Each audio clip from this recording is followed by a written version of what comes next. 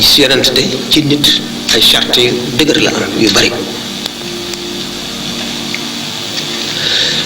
ndax lan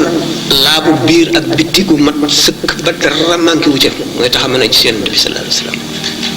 nga teg ca julli ci moom julli yoo xam ne dana bari ba doy waar nga teg ca sa xol du jóg ci moom du jóg ci wala du jóg ci yàlla du jóg ci moom diggante yàlla ak yonent bi rek yàgg lool mooy tax a mën a gis yonent bi sallallahu alayhi wasallam set wecc maanaam pureté boo xam ne sa xol bi amul benn tomb boo meree jullit wala boo jubóo di koog nit wala loo yéene nit wala nit def la lu tax nga mer wala nit def la lu la naqari yooyu yëpp doo amati ci yow nit ñëpp da nga leen di yéene li nga yéene sa bopp doo xalaat mukk mbiri àdduna toog ci jataay te xalaat mbiri àdduna ba mat ay seconde doo ko def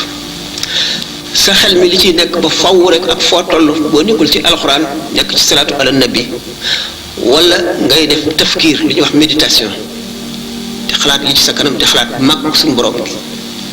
di def tadabbur alquran nga xam ne boo jógee ci lii yaa ngi ci lii boo jógee ci yooyu yëpp bàyyi bay nelaw sax li ngay gént ak li ngay jeneer ak li lay dikkal lépp luy jógee ci yàlla ak yonent bi lay doon ay secret lay doon limaam Xasaali wax na nit ko waxee ne nit ki dana àgg ci